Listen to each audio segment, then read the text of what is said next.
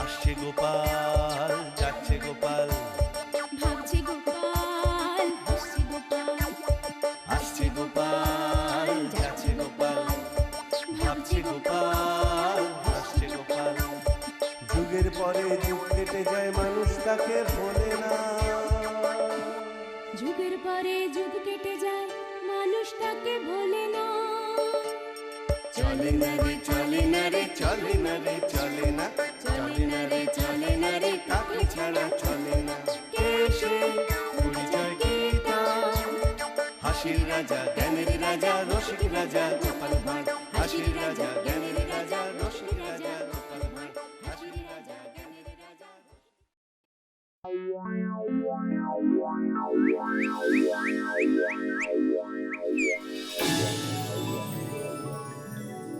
কই গো, বলি কোথায় গেলে? একটু আগেই দেখে গেলাম আমার মানুষটা খাটের ওপর বসে আছে। বলি আমায় খাবার আনতে বলে কোথায় চলে গেলে শুনি? কোথাও যাইনি গো গিন্নি, আমি ঘরেই আছি। বলি খাটের নিচে ঢুকে বসে আছো কেন শুনি? আর বলো না, ট্যাগ থেকে পয়সা বার করতে গিয়ে পয়সাটা মাটিতে পড়ে খাটের নিচে গড়িয়ে ঢুকে গেল। আমার ট্যাগের শেষ পয়সা ছিল গো ওটা। সর্বনাশ! এবার কি হবে? আজ তবে বাজার হবে কি করে শুনি? সেটাই তো ভাবছি গিন্নি, খাটের নিচে কত ময়লা, তার উপর বাতিল জিনিসপত্রে ঠাসা। দূর দূর, পয়সাটা আর খুঁজে পাওয়া যাবে বলে মনে হচ্ছে না। বারবার বলেছি টাকা পয়সা একটু সাবধানে রেখো। একেই আমাদের নুন আনতে পান্তা ফুরোয়, তার উপর বাবু ট্যাকের পয়সা হারিয়ে বসে আছে। ধুর! সর্বনাশ, যে ভয়টা পাচ্ছিলাম সেটাই হলো দেখছি। এবার কি হবে? হ্যাঁ, পেয়েছি। গিন্নির জন্য উপহার কিনে নিয়ে এসে গিন্নির হাতে তুলে দিলেই গিন্নির রাগ একেবারে গলে জল হয়ে যাবে। তখন আমাকে আর নিজে হাতে জল গড়িয়েও খেতে হবে না। কিন্তু কিন্তু আমার ট্যাগ যে পুরো খালি, গিন্নির জন্য উপহার কিনবো কেমন করে? হ্যাঁ, মহারাজ তো আছেন।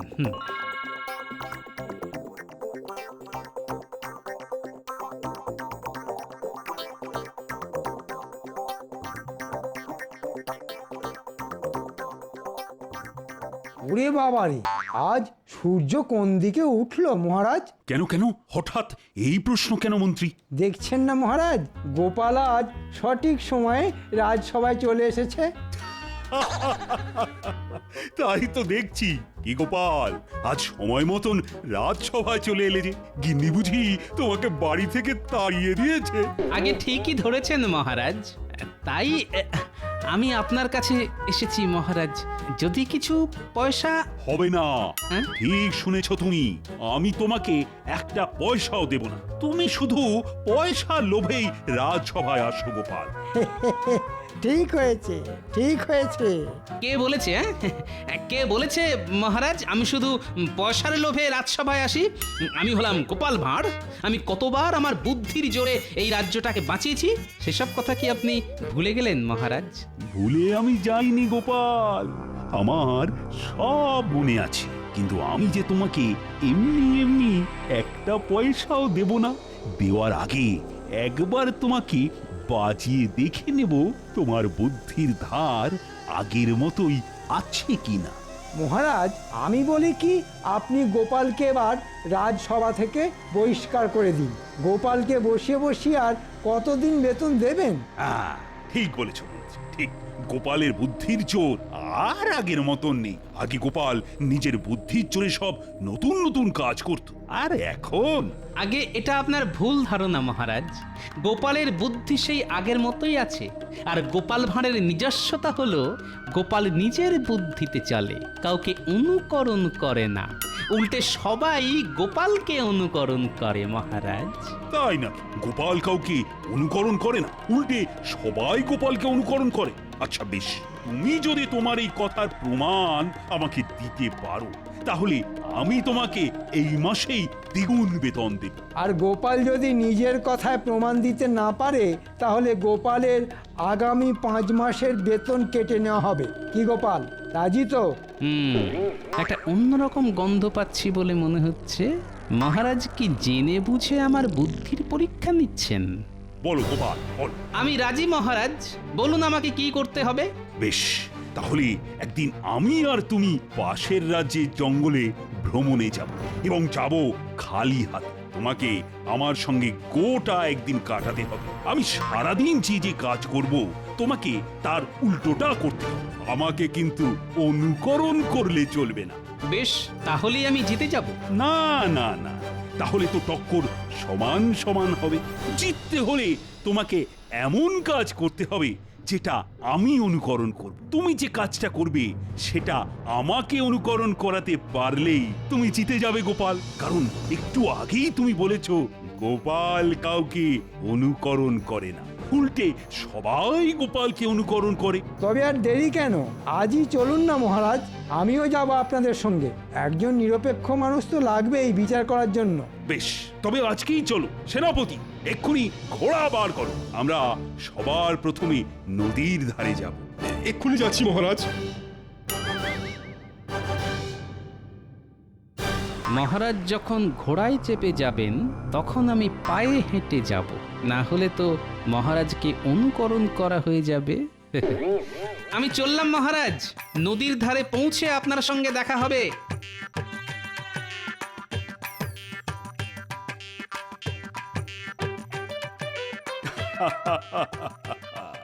এবার দেখব গোপাল তোমার বুদ্ধির দৌড় কতটা।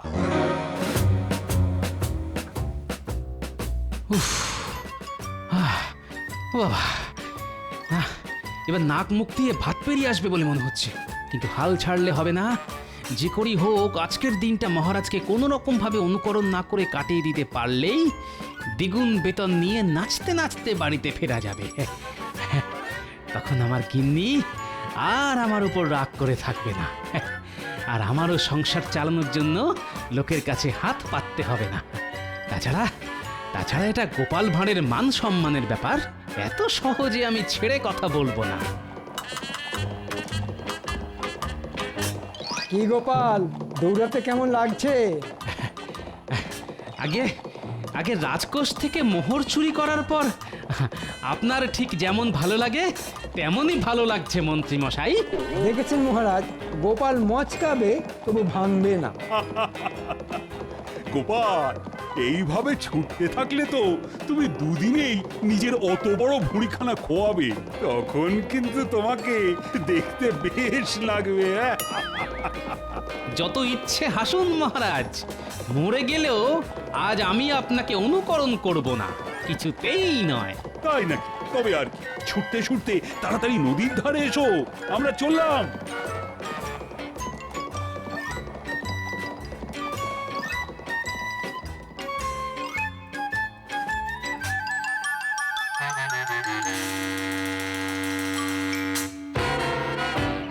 মহারাজ, বলো মন্ত্রী।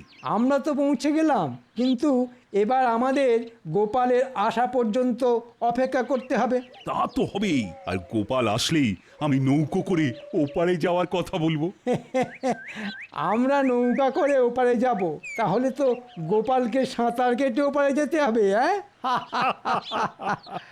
তাই তো আমি আগে থেকে গোপালকে কিছুই বলিনি মন্ত্রী। আজ গোপালকে হারিয়ে তবেই আমি প্রাসাদে ফিরব, তুমি দেখে নিও। আরেকটু ওই তো মহারাজ আর মন্ত্রী মশাই দাঁড়িয়ে আছেন। উফ! আমি এসে গেছি মহারাজ। এসো গোপাল এসো, আমরা তো তোমার জন্যই অপেক্ষা করছিলাম। ঠিক বলেছেন মহারাজ। হ্যাঁ, এবার আমরা এখান থেকে কোথায় যাব মহারাজ? আমরা যাব নদীর ওপারে, আর আমি যাব নৌকো করে। আমিও মহারাজের সঙ্গে নৌকা করে ওপারে যাব। কিন্তু তুমি কিসে করে যাবে শুনি? নৌকা করে গেলে তো মহারাজকে অনুকরণ করা হয়ে যাবে। ও, এইবার বুঝেছি মহারাজ কেন নদীর ধারে এসেই আমাকে ওপারে যাওয়ার কথাটা বললেন। ঠিক আছে, হোক কষ্ট, আমি কিছুতেই হার মানব না। আজ আমি দ্বিগুণ বেতন নিয়ে তবেই ঘরে ফিরব। কি হলো গোপাল, আরে কি ভাবছো?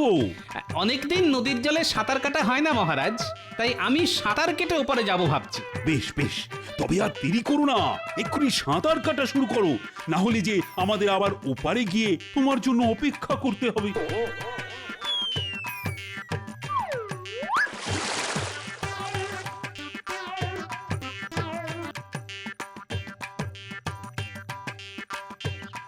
মহারাজ, গোপালকে দেখে মনে হচ্ছে গোপাল এত সহজে হার মানবে না। যাই হয়ে যাক, গোপাল আপনাকে কিছুতেই অনুকরণ করবে না। তাহলেও গোপাল জিততে পারবে না মন্ত্রী। গোপালকে জিততে হলে এমন কিছু করতে হবে যেটা আমি অনুকরণ করি, আর আমি মরে গেলেও গোপালকে অনুকরণ করব না। ওই দেখুন মহারাজ, গোপাল অনেক দূর এগিয়ে গেছে। এবার আমরাও যাই, চলুন। হ্যাঁ হ্যাঁ, চলো চলো।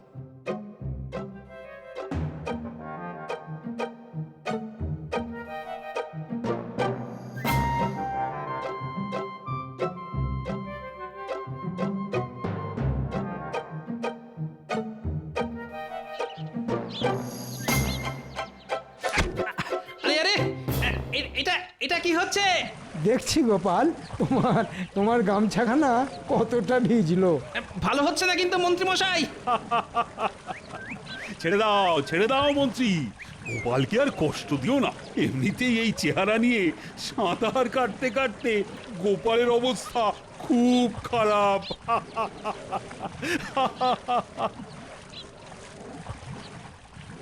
হাসুন হাসুন, যত খুশি হাসুন। এরপর যে আপনাদের কাঁদতে হবে।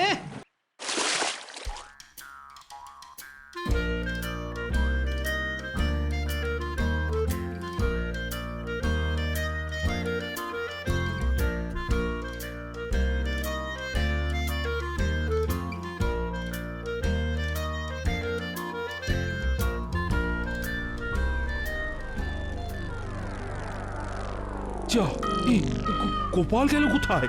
মাঝ নদীতে গোপাল ডুবে যায়নি তো? না না না, তা কি করে হয়? ও- ও- ওই তো গোপাল আসছে। সেই শয়তান এত সহজে মরে গেলে তো ল্যাটটা চুকেই যাবে। আমি এসে গেছি মহারাজ। ওরে বাবারে, প্রথমে এতটা পথ দৌড়নো, তারপর এই নদী সাঁতরে পার হওয়া, পেটে ছুঁচোয় একেবারে ডং বৈঠক দিচ্ছে। তবে চলো গোপাল, এবার জঙ্গলের ভিতরে যাওয়া যাক।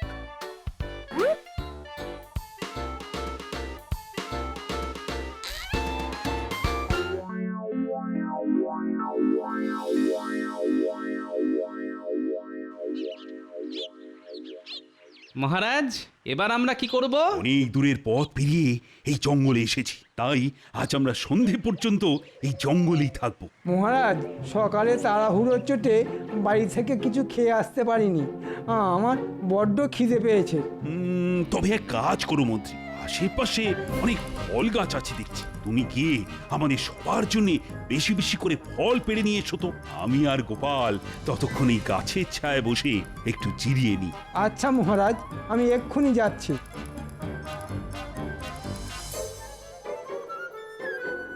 কি হলো গোপাল, আরে দাঁড়িয়ে কেন?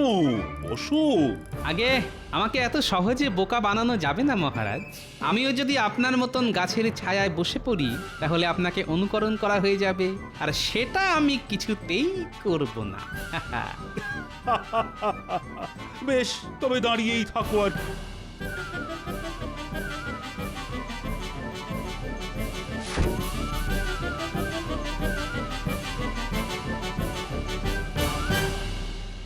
আহ, কত ফলমূল! যেদিকেই তাকাই সেদিকেই পাকা পাকা ফল। কিন্তু এর একটাও আমি গোপালের পেটে যেতে দেব না।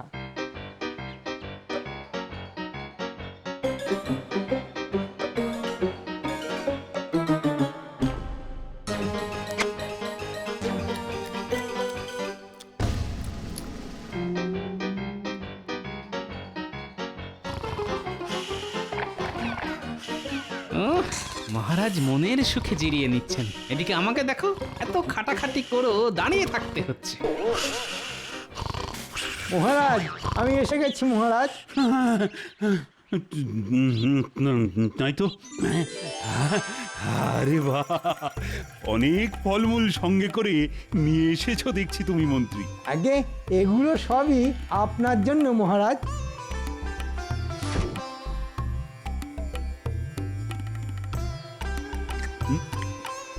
না না, আমি একা তো ফলমূল খেতেই পারবো না। কি গোপাল, দাঁড়িয়ে না থেকে তুমিও খাওয়া শুরু করো। না গোপাল, খাও। মহারাজ তো আগেই খাওয়া শুরু করে দিয়েছেন, তুমিও শুরু করো। আপনারাই খান, পেট ভরে খান, আমার খিদে নেই। সে কি, এতটা পথ হেঁটে ছুটে সাঁতার কেটে এলে আর এখন বলছো খিদে নেই? আছে আছে, গোপালের খুব খিদে আছে, খাচ্ছে না শুধু ওই দ্বিগুণ বেতনের লোভে। গোপাল খাওয়া শুরু করলেই তো আপনাকে অনুকরণ করা হয়ে যাবে। হ্যাঁ, তবে আর কি, না খেয়েই থাকো তুমি। আহ আহ, কি সুস্বাদু। ভগবান, আমাকে আমাকে আরেকটু সহ্য ক্ষমতা দাও। শুধু আজকের দিনটা কোনো রকমে কাটিয়ে দিতে পারলেই হলো। এত সহজে আমি তোমাকে ছেড়ে দেব না গোপাল। এবার দেখো আমি কি করি।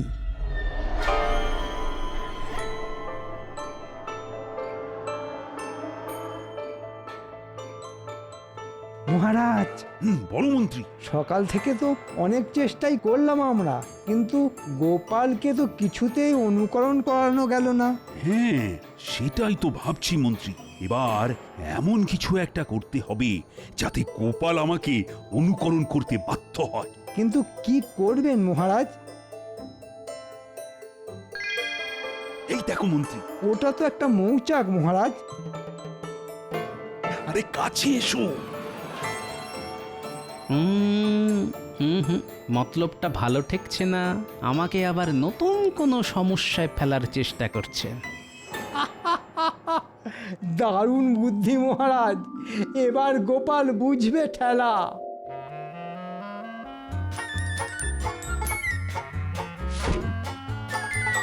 সর্বনাশ! মহারাজ আগেই ছুটে পালিয়েছেন গোপাল, এবার ভাবো তুমি কি করবে। ওরে বাবারে! আ, আ, আ, আ। মরে গেলেও আমি এখান থেকে পালাবো না। আহ, আহ, মহারাজকে আমি কিছুতেই অনুকরণ করব না। আহ, আহ, আহ। দেখো মন্ত্রী, দেখো গোপাল দাঁড়িয়ে দাঁড়িয়ে কেমন মৌমাছির কামড় খাচ্ছে। মহারাজ, গোপালের ভীষণ জেদ। গোপাল যখন একবার ঠিক করেছে যে ও আপনাকে অনুকরণ করবে না, তখন মরে গেলেও সেটা করবে না। তাই তো দেখছি মন্ত্রী, গোপাল যদি নিজের সিদ্ধান্তে অনড় থাকতে পারে তাহলে আমিও পারব। না, অনেক হয়েছে, আর নয়। এবার আমাকে আমার মোক্ষম চালটা চেলে জিতে বেরিয়ে আসতেই হবে। মহারাজকে আর সুযোগ দেওয়া চলবে না। উফ, এই সময় আমার বাড়ির বিছানাটা খুব দরকার ছিল। একেই সারা গায়ে ক্লান্তি, একটু জমিয়ে ঘুম দিতে পারলেই বুদ্ধিটা খুলে যেত।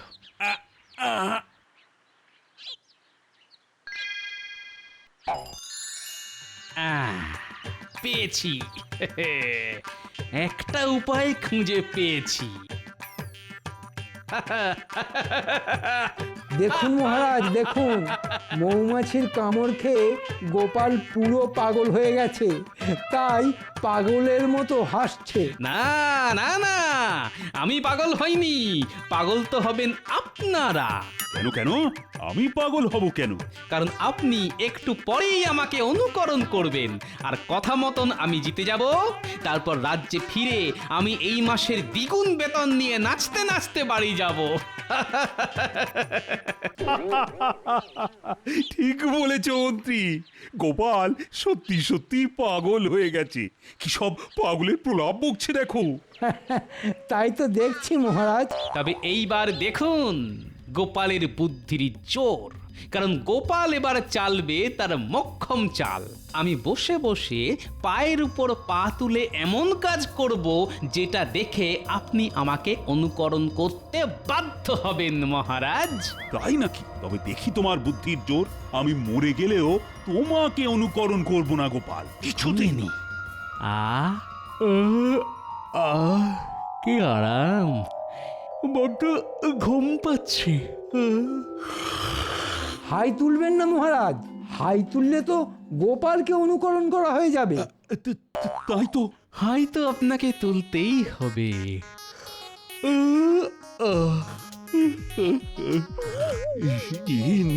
না না, আমি কি করলাম? এ কি করলেন মহারাজ? আমিও তো হাই তুলে ফেললাম। এই তো মহারাজ আমাকে অনুকরণ করেছেন। হায় হায় হায়, আমি কি করলাম? জেনে শুনে গোপালকে অনুকরণ করলাম। অনুকরণ তো আপনাকে করতেই হতো, কারণ আপনার সামনে কেউ বড় বড় হাই তুলছে সেটা দেখে আপনি হাই তুলবেন না, এ যে অসম্ভব ব্যাপার। ছোট থেকে শুনে আসছি হাই তোলা বড্ড ছোঁয়াচে, আর আজ সেটা নিজের চোখে দেখলাম। হ্যাঁ, গোপাল, তোমার পিঠে পিঠে এত বুদ্ধি! আমার নাম গোপাল ভাঁড়, আর বলেছিলাম না মহারাজ, গোপাল কাউকে অনুকরণ করে না, উল্টে সবাই গোপালকে অনুকরণ করে।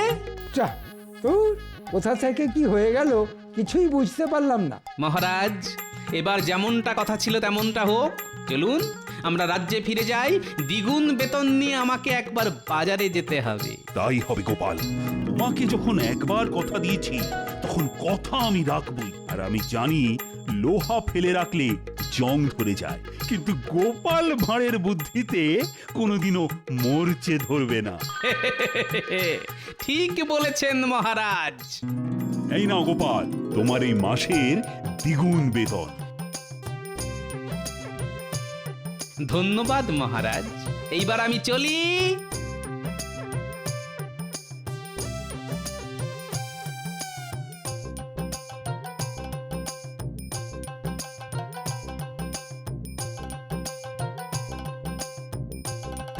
আহা কি আনন্দ, আহা আহা আহা। আহা কি আনন্দ, আহা কি আনন্দ।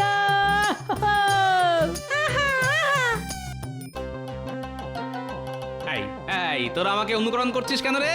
আরে বড়দের অনুকরণ করেই তো বাচ্চারা বড় হতে চায় গোপাল দাদু। আর তুমি হলে আমাদের একমাত্র দাদু, আমরাও বড় হয়ে তোমার মতনই হতে চাই গোপাল দাদু। তা ঠিক, মাঝে মাঝে অনুকরণ করাও ভালো।